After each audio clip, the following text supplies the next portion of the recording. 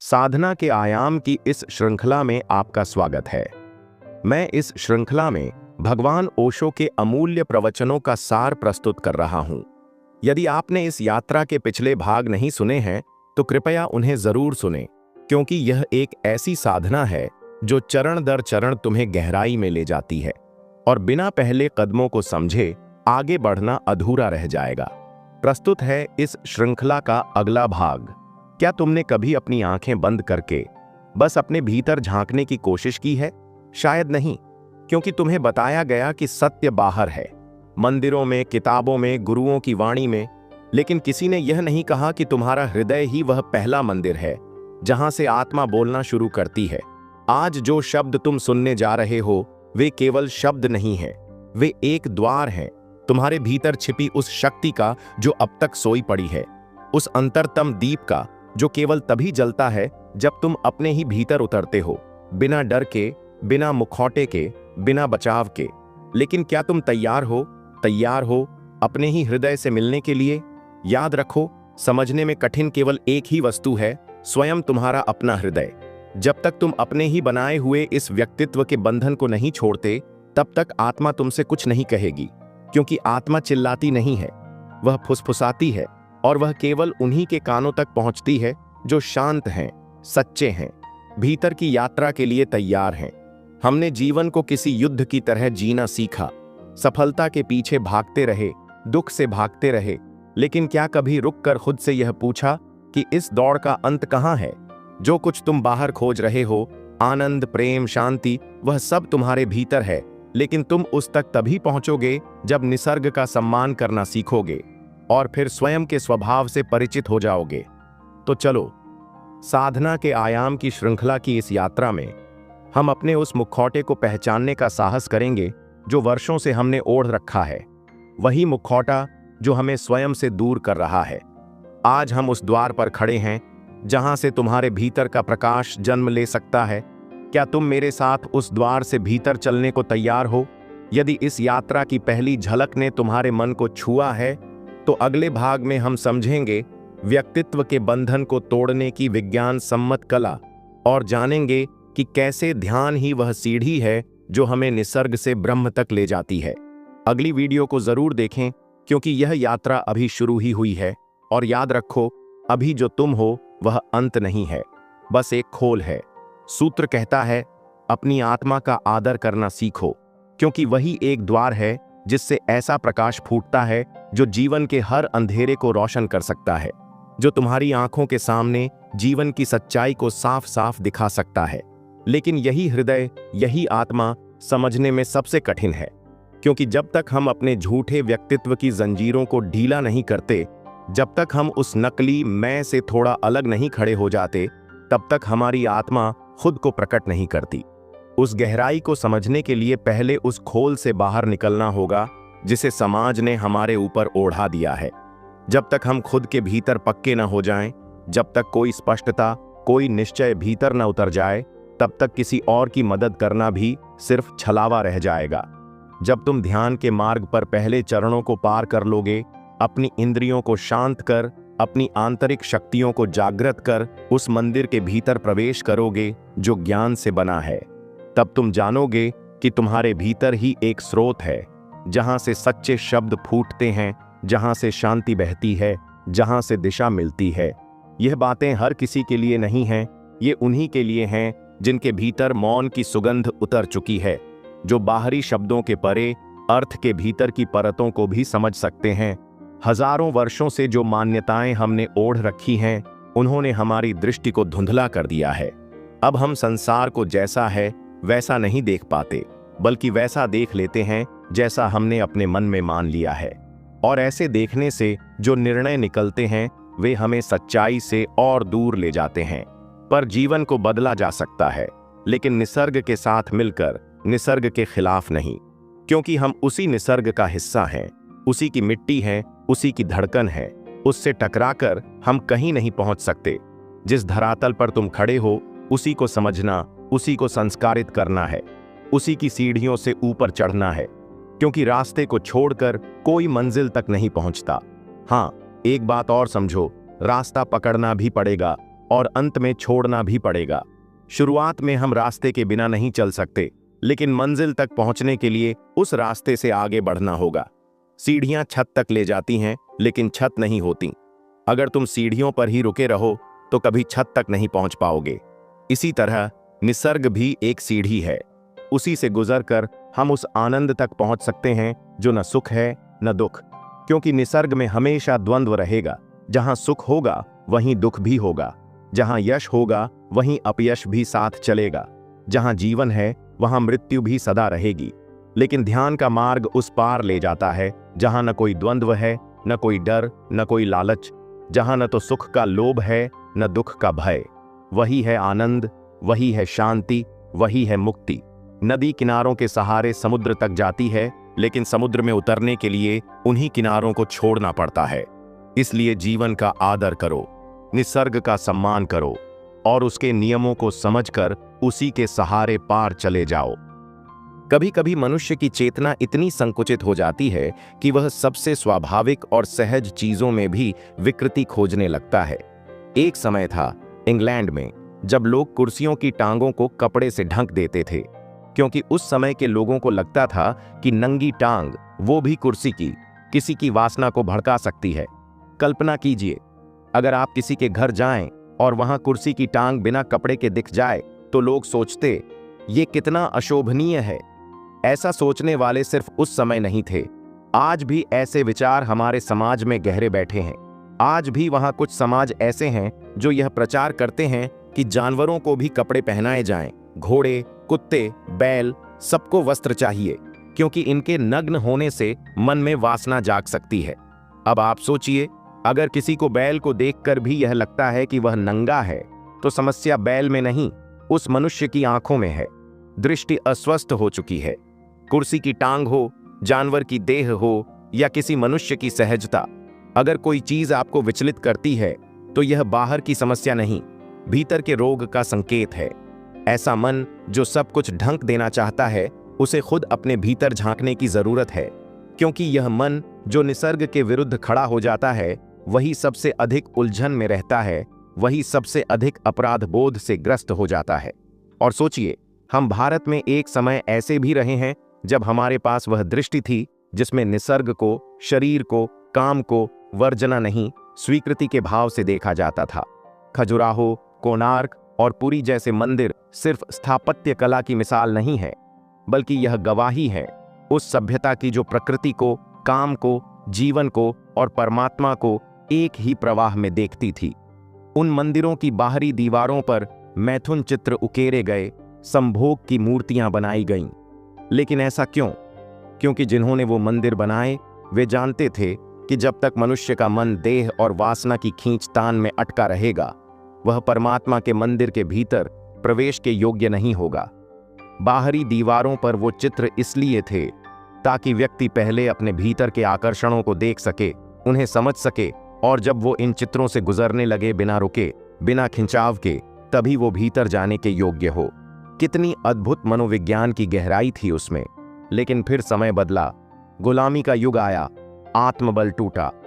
हम अपने ही इतिहास, अपनी ही परंपरा से डरने लगे।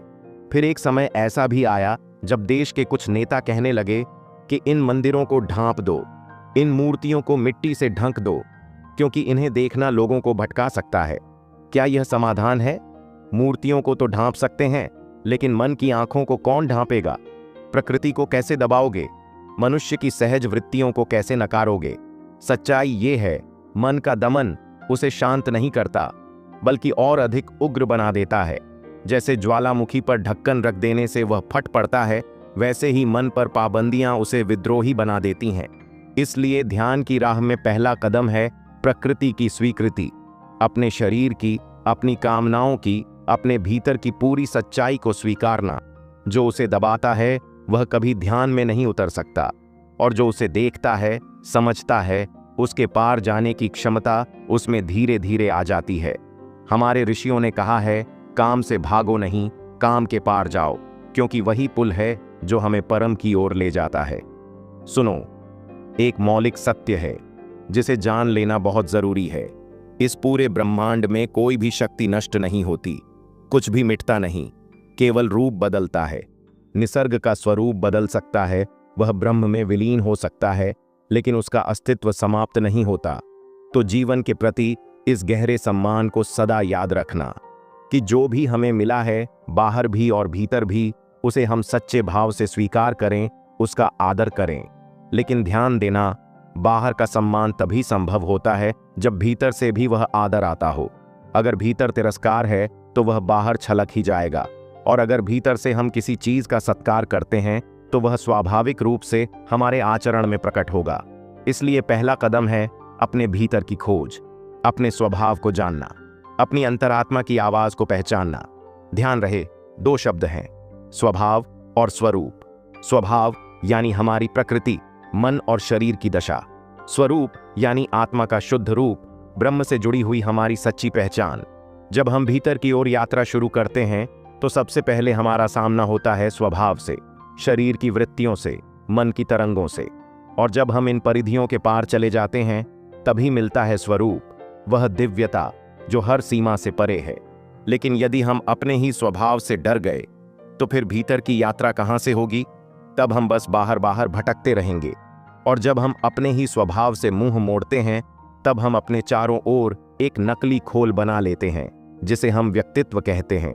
यही मुखौटा हमें खुद से दूर कर देता है। अब समझो अगला सूत्र, अपनी आत्मा का पूरे मन से, पूरे प्रेम से सम्मान करो। हम में से ज्यादातर सोचते हैं हम तो अपनी आत्मा का सम्मान करते ही हैं, लेकिन हकीकत इससे बहुत अलग होती है। उदाहरण के लिए, अगर कोई व्यक्ति अपनी काम इच्छा को दबा रहा है, उसे कुचलने की कोशिश कर रहा है, तो वह अपनी ही प्रकृति का अनादर कर रहा है। और ऐसा अनादर एक दिन भीतर से प्रतिरोध बनकर उठता है जो उसे तोड़ सकता है। जब तुम आंखें बंद करोगे और ध्यान में बैठोगे तो सबसे पहले तुम्हें मिलेगी शरीर की प्रकृति, भूख, प्यास, थकावट। फिर उभरेगा मन, उसकी इच्छाएं, सपने, दुख, भय, और इन सबसे पार जाकर मिलेगा आत्मा का स्पर्श। लेकिन यदि शरीर या मन का भी तुमने तिरस्कार किया तो आत्मा तक पहुंचना बहुत कठिन हो जाएगा। अक्सर लोग भोजन को लेकर दो चरम सीमाओं में जीते हैं, या तो बहुत खा लेते हैं या फिर उपवास करते रहते हैं। दोनों ही हालात शरीर के प्रति अपमान की श्रेणी में आते हैं, क्योंकि शरीर जब कहता है अब और नहीं, तब भी हम खाते जाते हैं, और जब कहता है भूख लगी है, तब हम उसे भोजन नहीं देते। ये दोनों ही तरह की उपेक्षा शरीर को कष्ट देती है। सम्मान का अर्थ है शरीर की सहज मांग को प्रेम से, संतुलित रूप से स्वीकार करना। शरीर एक दिव्य यंत्र है जिसके सहारे ही हम संसार का अनुभव करते हैं, और उसी के द्वारा ब्रह्म का साक्षात्कार भी संभव होता है। उसका आदर अनिवार्य है। मन का भी यही हाल है। हम कभी उसे पूरी आजादी देते हैं, कभी पूरी तरह दबा देते हैं। न कोई संतुलन है, न कोई समझ। यही असंतुलन हमें झूठे व्यक्तित्व की ओर धकेलता है। व्यक्तित्व यानी जो तुम नहीं हो, लेकिन जो तुमने ओढ़ रखा है। असली शब्द है पर्सनैलिटी, जो आता है परसोना से। परसोना यूनानी नाटकों में वो मुखौटा था जिसे पात्र अपने चेहरे पर पहनते थे। तो पर्सनैलिटी का अर्थ हुआ एक मुखौटा। और जब तुम अपने स्वभाव को नकारते हो तब तुम ऐसा ही एक मुखौटा पहन लेते हो ताकि दुनिया को कोई और चेहरा दिखा सको। लेकिन यह मुखौटा तुम्हें अपने ही सत्य स्वरूप से दूर ले जाता है। याद रखना, निसर्ग तुम्हारा शत्रु नहीं है, तुम्हारा सबसे बड़ा विरोधी है। वह नकली व्यक्तित्व जो तुमने अपने चारों ओर खड़ा कर लिया है। और जब तक तुम इस खोल को नहीं तोड़ते तब तक आत्मा का सूरज तुम्हारे भीतर नहीं उदय हो सकता। व्यक्तित्व की जंजीरें तोड़ो। लोग कहते हैं हमें आत्मा को जानना है, पर जब आत्मा की खोज का समय आता है तो वे अपने व्यक्तित्व को कसकर पकड़े रहते हैं, जैसे कोई व्यक्ति अपनी ही बेड़ियों को गले का हार समझ बैठा हो। आश्चर्य होता है, वो आत्मा को पाना चाहता है पर उस खोल को छोड़ने को तैयार नहीं जिसने उसे जकड़ा हुआ है। जरा सोचिए, एक कैदी जेल से बाहर आना चाहता है लेकिन दीवारों को जोर से पकड़ रखा है। कहता है मैं इन्हें नहीं छोड़ सकता, इन दीवारों ने तो मेरा साथ दिया है। उन्हीं दीवारों को अपनी सुरक्षा समझता है, उन्हीं जंजीरों को अपनी शोभा कहता है, और फिर कहता है मुझे आजाद होना है। क्या यह संभव है? यही स्थिति आपकी है। जिसे आप बचाने में लगे हैं वही दीवार है, जिसे आपने अपनाया हुआ है वही सबसे बड़ी रुकावट है। जब तक आप उस नकली खोल को नहीं छोड़ते, आत्मा की कोई झलक नहीं मिलती। आपकी आत्मा का आलोक भीतर से फूटता है, लेकिन वह तब तक दिखाई नहीं देता जब तक व्यक्तित्व की दीवारें बनी रहती हैं। हृदय में जो प्रकाश है वही जीवन का मार्गदर्शन कर सकता है, पर उस तक पहुंचने के लिए आपको पहले खुद के भीतर की परतों को उतारना होगा। व्यक्तित्व कैसे बनता है? जन्म के बाद हम धीरे धीरे समाज, परिवार, धर्म, शिक्षा और संस्कारों से घिर जाते हैं। क्या पहनना है, क्या बोलना है, क्या अच्छा है, क्या बुरा, सब कुछ हमें बताया जाता है और हम बिना सोचे उसे अपना लेते हैं। क्योंकि हमारे चारों ओर के लोग ताकतवर हैं, वे हमारी पहचान गढ़ते हैं। धीरे धीरे एक नकली मैं बनता है जो सच नहीं है, सिर्फ समाज द्वारा गढ़ा हुआ मुखौटा है। यही मुखौटा, यही झूठा व्यक्तित्व बाद में भीतर पीड़ा लाता है, क्योंकि सत्य का आनंद तभी आता है जब हम अपने स्वभाव में जीते हैं। लेकिन दुख की बात यह है कि जब आत्मा की खोज शुरू होती है तब भी यह व्यक्तित्व हमारे साथ होता है। हम चाहते हैं कि उसी नकली पहचान के साथ परम सत्य को पालें, और यही सबसे बड़ी बाधा है, व्यक्तित्व और अहंकार का संबंध। हम अपने नकली व्यक्तित्व से इतना जुड़ जाते हैं कि वह ही हमारी पहचान बन जाता है। मैं हिंदू हूं, मैं मुसलमान हूं, मैं ब्राह्मण हूं, मैं अमीर हूं, ये सब लेबल हम अपने भीतर चिपका लेते हैं, और यही जुड़ाव, यही अहंकार है। लोग कहते हैं अहंकार छोड़ दो, पर अहंकार कोई वस्तु नहीं है जो आप निकाल कर फेंक दें। अहंकार तो आपका वह भ्रम है जो आपने अपने बारे में बना रखा है। जब आप सोचते हैं यही मेरा सच्चा रूप है, तब आप उसी खोल में कैद हो जाते हैं, और जब तक यह तादाद में बना रहेगा तब तक आत्मा एक रहस्य बनी रहेगी। क्या करना चाहिए? जरूरी नहीं कि आप समाज से लड़ें, जरूरी नहीं कि आप सब कुछ त्याग कर सन्यासी बन जाएं। बस इतना स्मरण रखिए, व्यक्तित्व आप नहीं हैं। आप चाहें तो उसे पहन सकते हैं और चाहें तो उतार सकते हैं, यह जानना ही काफी है। फिर समाज के लिए आप एक अभिनय कर सकते हैं, लेकिन वह आपकी आत्मा की गुलामी नहीं होगी। बुद्धिमान व्यक्ति समाज में अभिनय करता है और अपने भीतर सच्चाई से जीता है। जब ध्यान की गहराई में उतरते हैं तब आपको किसी चेहरे की जरूरत नहीं होती, वहां सिर्फ आप होते हैं, बिना मुखौटे, बिना बोझ। ओशो एक छोटी सी घटना का जिक्र करते हुए बताते हैं कि एक मेरे मित्र हैं जो हमेशा हंसते रहते हैं, पर मैं जानता हूं कि वह भीतर से बहुत दुखी हैं। एक रात वह मेरे पास रुके। आधी रात को जब मैं उठा तो देखा वे नींद में भी मुस्कुरा रहे हैं। सुबह मैंने पूछा, तुम मुस्कुरा क्यों रहे थे? वो बोले, अब तो आदत बन गई है। इतना मुस्कुराया है कि अब जबड़े खुद ब खुद उसी मुद्रा में जमे रहते हैं। मैं चाहूं भी तो डीले नहीं कर पाता। यह नकली मुस्कान, यह नकली चेहरा, यह बनावटीपन धीरे धीरे हमारी सच्चाई को निगल जाता है। उपरोक्त बात का निष्कर्ष यही निकलता है कि जब तक हम इस खोल को पहचानते नहीं, तोड़ते नहीं, तब तक आत्मा का रहस्य गहराई में ही छुपा रहेगा। और जब हम पहचान लेते हैं तब ध्यान एक आनंद बन जाता है। तब जीवन एक अभिनय नहीं बल्कि एक उत्सव बन जाता है, जिसमें हम समाज में मुस्कुरा सकते हैं लेकिन भीतर से मुक्त रहते हैं। इसलिए व्यक्तित्व की जंजीरें तोड़ो ताकि आत्मा का सूरज भीतर से उदय हो सके। एक बार खुद के चेहरे को ध्यान से देखना शुरू करो। जब भी आप किसी से मिलकर लौटें तो तुरंत आईने के सामने खड़े हो जाइए। चेहरे को पूरी तरह ढीला छोड़ दीजिए। आप देखेंगे कि आपके चेहरे पर दो अलग अलग रंग झलकने लगते हैं। एक चेहरा जो आप बाहर से साथ लेकर आए हैं और एक दूसरा चेहरा जो भीतर से धीरे धीरे उभर रहा है। जब आप ध्यान की शुरुआत करते हैं तब भी कुछ ऐसा ही होता है। शुरू में एक जाना पहचाना चेहरा होता है जो आप रोजमर्रा में लोगों को दिखाते हैं, लेकिन जैसे ही ध्यान की दूसरी अवस्था आती है आप भीतर से बिखरने लगते हैं। आपके चेहरे बदलने लगते हैं, एक के बाद एक चेहरे सामने आते हैं। हर वो चेहरा जिसे आपने कभी किसी अवसर पर पहना था सब धीरे धीरे दिखाई देने लगते हैं। और फिर ध्यान की गहराई में जब आप पूरी तरह शांत हो जाते हैं तो सब चेहरे खो जाते हैं। एक ऐसी स्थिति आती है जहां कोई चेहरा नहीं बचता। चेहरा जैसे शून्य हो जाता है। आपका चेहरा वैसा हो जाता है जैसा कभी बचपन में रहा होगा, जब जीवन ने आपको अभी छुआ भी नहीं था, या शायद वैसा जैसा मां के गर्भ में रहा होगा जब किसी ने कोई संस्कार, कोई शिक्षा नहीं दी थी। अगर आप और गहराई में उतरें तो आपको वो मूल चेहरा दिखाई देगा जो आपका सचमुच का चेहरा है, जो किसी ने आप पर थोपा नहीं, जो आपकी आत्मा की अपनी पहचान है। जापान के जैन संत कहते हैं, अपने उस चेहरे को खोजो जो तुम्हारे जन्म से पहले था और जो मृत्यु के बाद भी रहेगा। बीच के सब चेहरे उधार के हैं, लेकिन इन उधार के चेहरों की शुरुआत कहां से होती है? एक छोटा बच्चा होता है घर में। जब कोई मेहमान आता है तो माँ बाप उससे कहते हैं, जाओ बेटा, पैर छुओ। बच्चा नहीं चाहता, लेकिन वह मजबूर है। वह झुकता है अनिच्छा से। धीरे धीरे वह सीख जाता है कि पैर छूने में ही समझदारी है।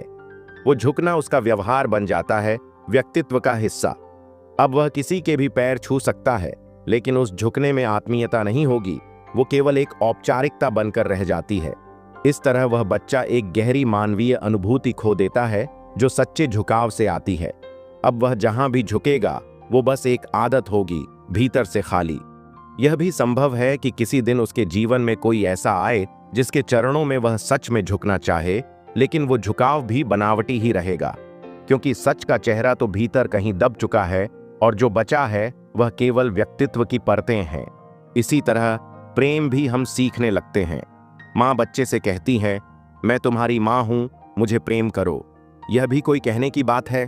अगर माँ सच्ची माँ होती तो प्रेम अपने आप फलित होता। जिसे कहना पड़े कि मुझे प्रेम करो, वह माँ शायद जननी है, लेकिन मातृत्व शायद अब भी अधूरा है। प्रेम तो एक सहज प्रक्रिया है जिसे जताना नहीं पड़ता, जो स्वतः बहता है। लेकिन जब माँ कहती है मुझे प्रेम करो, तो बच्चा भी धीरे धीरे अभिनय करना सीखता है। माँ को खुश करने के लिए वह झूठी बातें करने लगता है, हंसने लगता है जब भीतर से हंसी नहीं आती। कहता है, मेरी माँ सबसे सुंदर है, चाहे उसे ऐसा महसूस न हो, और माँ उस पर फूल जाती है। उसे लगता है बच्चा बहुत प्रेम करता है, लेकिन बच्चा अंदर ही अंदर एक नकली प्रेम का अभ्यास कर रहा होता है। वह झूठ बोलना सीख रहा होता है। यहीं से जीवन की सबसे पवित्र अनुभूतियां कृत्रिमता में बदलने लगती हैं। प्रेम भी अब एक अभिनय हो जाता है। बड़ा होकर जब वही बच्चा किसी स्त्री से प्रेम करेगा तो वहां भी वही नकाब रहेगा। वह कहेगा, तुम सबसे सुंदर हो, मैं तुम्हें बेहद प्रेम करता हूं। लेकिन वो सब शब्द केवल आवाजों की गूंज भर होंगे, भीतर से भाव नहीं, क्योंकि असली भाव तो बहुत पहले भीतर कहीं दफन हो चुका है। और जो बचा है वो बस चेहरा है जो समाज ने पहनाया, जिसे हमने कभी महसूस किए बिना ओढ़ लिया। अब समय है उन चेहरों को एक एक करके उतारने का, उन जंजीरों को तोड़ने का जो हमें व्यक्तित्व के नाम पर भीतर से जकड़े हुए हैं। ध्यान ही वह द्वार है जहां से हम अपने असली चेहरे तक पहुंच सकते हैं, उस चेहरे तक जो न जन्म से पहले था, न मृत्यु के बाद जाएगा, बल्कि बस हम है, बिना किसी नकाब के। कभी एक पल को रुक कर ये सोचना, जब तुम अपनी पत्नी से कहते हो मैं तुमसे प्रेम करता हूं, क्या सच में भीतर कहीं प्रेम की कोई सुगंध उठती है, या यह केवल एक आदत है? एक डर है कि अगर न कहा तो कुछ छूट जाएगा। शायद इसलिए हम दोहराते रहते हैं बार बार, जैसे कोई स्मृति बनाए रखनी हो। पत्नी को भी भरोसा रहे और खुद को भी। लेकिन सच तो ये है, ये दोहरा दोहरा कर बोला गया प्रेम केवल शब्द बनकर रह जाता है। इसमें न कोई मिठास होती है, न आत्मा की आहट। यह केवल व्यक्तित्व की बातचीत है। दो मुखौटे एक दूसरे से बात कर रहे हैं। आत्माएं तो वहां दूर दूर तक नहीं होती, और जहां झूठ होता है वहां न कोई आनंद आता है, न संतोष। कभी कोई झूठा बीज पेड़ बन सका है, कभी झूठे सुर से कोई गीत फूटा है, कभी झूठी आंखों से कोई सच्चा दृश्य देखा गया है। झूठ का अर्थ ही है जो है नहीं फिर भी दिखता है, और जो है ही नहीं उससे कुछ भी जन्म नहीं ले सकता। इसलिए जब जीवन झूठ से भर जाता है तब वो भीतर से खाली हो जाता है। अब जरूरी है इस झूठ को पहचानना, इस दिखावे को, इस बनाए हुए मैं को। ये चेहरा जो तुमने समाज के लिए गढ़ा है, इसे देखो। मैं ये नहीं कहता कि झूठ इसलिए मत बोलो क्योंकि इससे दूसरों को नुकसान होता है, बल्कि इसलिए मत बोलो क्योंकि सबसे पहले तुम खुद को खो देते हो। तुम झूठ को इतने बार दोहरा चुके हो कि अब वह तुम्हारा हिस्सा बन गया है। अब तुम झूठ नहीं बोलते, झूठ तुमसे बोलता है।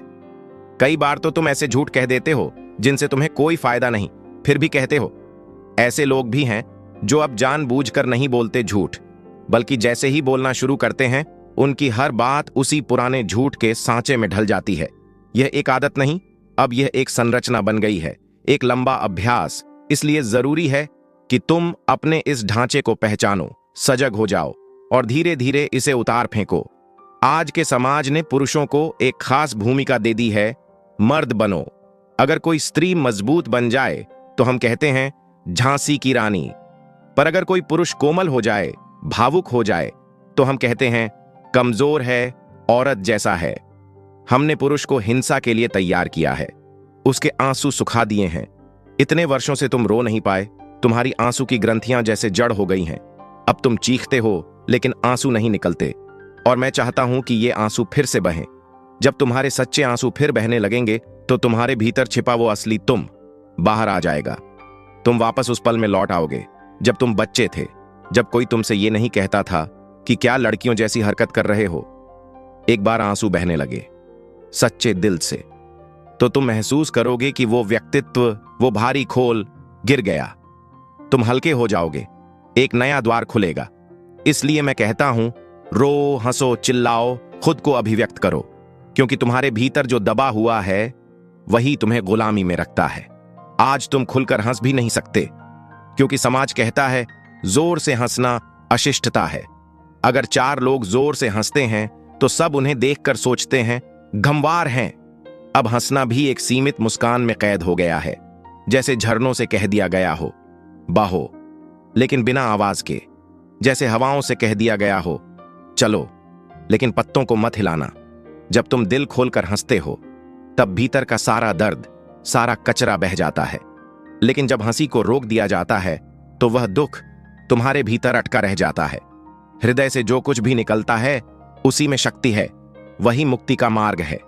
और समाज यही नहीं चाहता। क्यों? क्योंकि अगर तुम अपने हृदय की सुनने लगो तो फिर तुम गुलाम नहीं रहोगे, तुम्हें कोई भी मजबूर नहीं कर सकेगा। इसलिए समाज तुम्हारी हर सहज प्रवृत्ति को दबाता है ताकि तुम केवल आदेश मानो, स्वतंत्र न बनो। वह तुम्हें मालिक नहीं, सेवक बनाना चाहता है। इसलिए वह तुम पर एक खोल चढ़ा देता है ताकि तुम भीतर से कभी हंस न सको, रो न सको, ताकि तुम कभी खुद को महसूस न कर सको। अपने भीतर की जंजीरों को पहचानो और तोड़ दो। जब तक हम अपने व्यक्तित्व की परतों को नहीं समझते तब तक भीतर का झरना बह नहीं सकता। मेरे द्वारा सुझाई गई ध्यान की विधि दरअसल कोई परंपरागत ध्यान नहीं है। यह तो एक प्रक्रिया है जो तुम्हारे भीतर जमा हो चुकी नकली परतों, आडंबरों और बनावटी व्यक्तित्व को मिटाने के लिए बनाई गई है। जब ये कठोर परतें गिर जाती हैं तो ध्यान अपने आप भीतर प्रकट होता है। जैसे चट्टानें हटती हैं तो झरना खुद बहने लगता है। ध्यान भी तुम्हारा स्वाभाविक स्वरूप है, बस उसे रोकने वाली चीजें हटानी होती हैं। लेकिन सवाल है, क्या तुम खुद को सहज होने दोगे? एक आंसू भी अगर तुम सहजता से बहा लो, एक मुस्कान भी अगर दिल से आ जाए, एक नृत्य भी अगर आत्मा से फूट पड़े, तो ध्यान जो परम सहज है वह भी तुम्हारे भीतर उतर आएगा।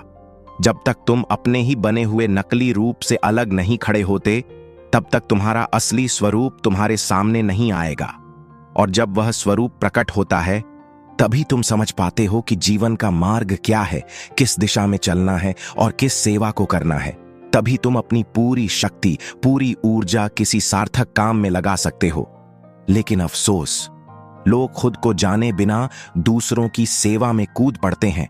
वे स्वयं की आत्मा से अनजान होते हुए दूसरों की भलाई का बीड़ा उठा लेते हैं, और ऐसे सेवक सबसे अधिक नुकसान करते हैं। क्यों? क्योंकि उनका उद्देश्य तो सेवा होता है, पर समझ नहीं होती। एक हत्यारे से तो बचा जा सकता है, पर एक सेवक से? हत्यारा सामने से वार करता है, आप सजग हो जाते हैं, लेकिन सेवक तो मुस्कुराकर आता है, पांव दबाने से शुरू करता है और धीरे धीरे गर्दन तक पहुंच जाता है। सेवा का मुखौटा ओढ़कर जो लोग आते हैं वे सबसे खतरनाक होते हैं, क्योंकि उनके इरादे भी उन्हें खुद नहीं मालूम। हमारे देश में सेवा का एक अजीब तमाशा चलता है। हर ओर सेवकों की भरमार है। गांधी जी के समय जो लोग सेवा करने चले थे, आज वे सत्ता की कुर्सियों पर बैठे हैं, मुल्क की गर्दन थामे हुए। और जो अब तक सत्ता नहीं पा सके, वे दुखी हैं कि जीवन व्यर्थ गया, सेवा की ओर बदले में कुछ न मिला। वे चाहते हैं कि सरकार उन्हें ताम्रपत्र दे, पेंशन दे, सम्मान दे, क्योंकि उन्होंने सेवा की है। पर असल में उन्होंने क्या किया? ओशो बताते हैं कि एक महिला ने उनसे कहा, मैंने 30 साल आदिवासी बच्चों को पढ़ाया है, अपना पूरा जीवन लगा दिया। मैंने पूछा, उन बच्चों को इससे क्या मिला? क्या वे अधिक शांत हुए? क्या उनके जीवन में आनंद बढ़ा? वह थोड़ी हिचकिचाई, क्योंकि सच यह है कि हमने जो शिक्षा दी वह अशांति ही लाई। हमारे अपने बच्चे यूनिवर्सिटियों में दंगे कर रहे हैं, अध्यापकों को पीट रहे हैं। यह उसी शिक्षा का परिणाम है। अब अगर वही शिक्षा आदिवासी बच्चों को दी जाए तो क्या फर्क पड़ेगा? वह महिला आज भी व्यस्त है, कभी स्कूल खोलने में, कभी अस्पताल बनवाने में, कभी चंदा इकट्ठा करने में। जब मैंने उसे ध्यान शिविर में आने को कहा तो उसने कहा, समय नहीं है, दिल्ली जाना है, अस्पताल खुलवाना है। मैंने पूछा, जहां अस्पताल हैं, क्या वहां लोग अधिक स्वस्थ हैं? क्योंकि आदिवासी तो बिना अस्पताल के ही ज्यादा स्वस्थ हैं। फिर भी अस्पताल जरूरी है। क्यों? क्योंकि उसे व्यस्त रहना है। शांति का कोई रस नहीं। अशांति को ढकने का साधन बन गया है सेवा। ध्यान की बजाय लोग दुकान, राजनीति, संस्थाएं, आश्रम, हर चीज में लग जाते हैं। पर ध्यान रहे, जब तक कोई व्यक्ति स्वयं को नहीं जानता, वह किसी का भला नहीं कर सकता। और जो ऐसा करता है वह जाने अनजाने में नुकसान ही पहुंचाता है। दुनिया शरारती लोगों से कम और भले लोगों से ज्यादा त्रस्त है, क्योंकि शुभेच्छा से भरे हुए लोग अक्सर इतना नुकसान कर जाते हैं कि कोई मना भी नहीं कर पाता। वे कहते हैं, हम तो तुम्हारे लिए कर रहे हैं, और आप भी सोचते हैं, इतनी भलाई कर रहा है, इनकार कैसे करूं? और धीरे धीरे वे नरक तक पहुंचा देते हैं। पुरानी कहावत है, नरक का रास्ता अच्छे इरादों से भरा होता है। इसलिए पहले स्वयं को जानो, ध्यान करो, अपनी परतों को हटाओ, अपने भीतर के शोर को शांत करो। फिर जो सेवा होगी वह प्रेम से होगी, दया से होगी, बिना अहंकार के होगी, और तब वह सचमुच सेवा होगी। सेवा का अधिकार केवल उसी को मिलता है जो ध्यान की गहराई तक पहुंच गया हो, जिसने खुद को भीतर से जान लिया हो, जिसे अपने भीतर का आनंद मिल गया हो। वही वास्तव में दूसरों की सेवा कर सकता है। अन्यथा तुम सेवा के नाम पर दुख ही बांटते हो। तुम नाम तो सेवा का लेते हो, लेकिन भीतर अशांति है, पीड़ा है, दुख है, तो वही दूसरों में भी फैलाते हो। जब भीतर से प्रेम और आनंद बहने लगता है, तब वही प्रेम और आनंद दूसरों की ओर भी प्रवाहित होता है। वही क्षण होता है जब सेवा सचमुच सेवा बनती है, वरना सब दिखावा है। जब तक तुम स्वयं स्पष्ट नहीं हो जाते, जब तक भीतर कोई निश्चय, कोई अनुभव नहीं उतरता, तब तक दूसरों की सहायता करना केवल एक भ्रम है। कैसे करोगे सहायता, जिसके बारे में खुद तुम्हें कुछ पता नहीं? उसी विषय पर तुम सलाह बांट रहे हो। तुम सोचते ही नहीं कि तुम्हें मालूम भी है या नहीं। कोई तुमसे सलाह मांगने आता है तो क्या तुमने कभी विनम्रता से कहा, मुझे माफ करो, मैं इस विषय पर कुछ नहीं जानता? नहीं, तुम तो इतने तत्पर रहते हो सलाह देने को कि सामने वाला मांगे ना मांगे, तुम खुद उसके पास पहुंच जाते हो। उसे पता भी न चले, तुम उसकी समस्याओं का हल सुनाने लगते हो। यहां ध्यान शिविर में भी यही होता है। लोग एक दूसरे के कमरे में जाकर ज्ञान दे रहे हैं। कोई ध्यान कर रहा है तो कोई उसे ध्यान कैसे किया जाए समझा रहा है। खुद चैन से नहीं बैठते और दूसरों को भी बैठने नहीं देते। असल में गुरु बनना बड़ा सुखद लगता है, क्योंकि उसमें अहंकार तृप्त होता है। शिष्य बनना कोई नहीं चाहता। और ये सलाह देने वाले आज तुम्हें सलाह देंगे कि क्रोध मत करो, और अगर तुमने उनको 2 शब्द कह दिए तो वही क्रोध में आ जाएंगे। तब तुम्हें उन्हें ही सलाह देनी पड़ेगी कि भाई क्रोध मत करो। यह सब इसलिए होता है क्योंकि हम बिना अनुभव के ज्ञानी बनना चाहते हैं। सच्चा ज्ञानी तो वहां मौन हो जाता है, और जब बोलता भी है तो कहता है, मुझे पूरी बात नहीं मालूम, लेकिन मेरे साथ ऐसा हुआ था। शायद यह तुम्हारे लिए उपयोगी हो या नहीं भी हो, पर हम तो वही सलाह भी बांटते हैं जो हमारे खुद के काम नहीं आई। जिससे हमें कोई समाधान नहीं मिला, वही दूसरों को सिखा रहे हैं। एक बार एक महिला का पत्र मिला। उसका पति एक मैरिज काउंसलर था, लोगों की शादी के झगड़े सुलझाता था, तलाक रोकता था।